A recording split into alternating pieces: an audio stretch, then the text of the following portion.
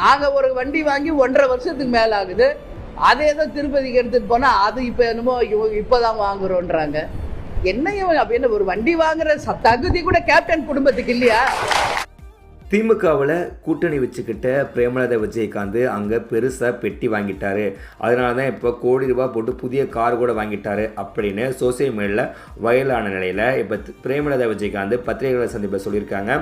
Captain குடும்பத்துக்கு ஒரு car வாங்குற யோக்கியதை கூட கிடையாதா? கொடுத்து கொடுத்து செவந்த கை கேப்டனுடைய கை. அந்த குடும்பத்துக்கு ஒரு கார் வாங்குற தகுதி கூட இல்லையா?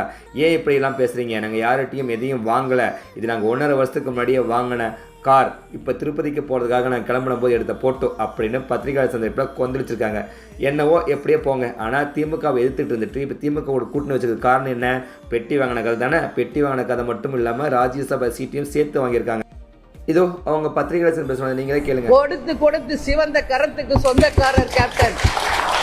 தான் சம்பாதித்ததில் 90% மக்களுக்காக உதவி செய்தவர் கேப்டன். அவர் செய்கிற ஒரு உதவிக்கும் பின்னாடி இருந்தவள் நான் என்பது இந்த உலகம் அறியும். அதனால குறை சொல்ற வாய் குறை சொல்லிக்கிட்டு தான் இருக்கும். கொலைக்கிற நாய் கொலைச்சிக்கிட்டு தான் இருக்கும். அவர்களுக்கெல்லாம் பதில் சொல்ல வேண்டிய அவசியம் தேமுதிகவுக்கோ எங்களுக்கோ கிடையாது என்பதை உறுதியாக நான் சொல்றேன். தேமுதிக 0.5% தானே, விட்டுருங்க எங்களை. ஏன் பேசுறீங்க தேமுதிக பத்தி? 0.5 கட்சி 0.5 கட்சி 0.5 கட்சி.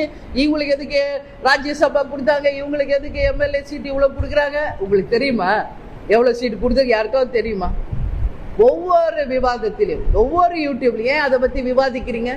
ஏன் விவாதிக்கிறீங்க நான் இன்னைக்கு கேட்கிறேன். 0.5 கட்சி தானேப்பா.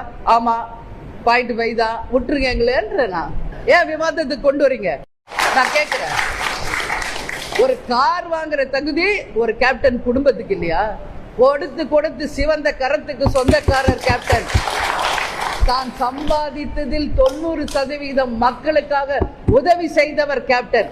அவர் செய்கிற ஒரு உதவிக்கும் பின்னாடி இருந்தவள் நான் என்பது இந்த உலகம் அறியும். அதனால குறை சொல்ற வாய் குறை சொல்லிக்கிட்டு தான் இருக்கும். கொலைக்கிற நாய் கொலைச்சிக்கிட்டு தான் இருக்கும். அவர்களுக்கெல்லாம் பதில் சொல்ல வேண்டிய அவசியம் தேமுதிகவுக்கோ எங்களுக்கோ கிடையாது என்பதை உறுதியாக நான் சொல்றேன். தேமுதிக 0.5% தானே, விட்டுருங்க எங்களை. ஏன் பேசுறீங்க தேமுதிக பத்தி? 0.5 கட்சி 0.5 கட்சி 0.5 கட்சி.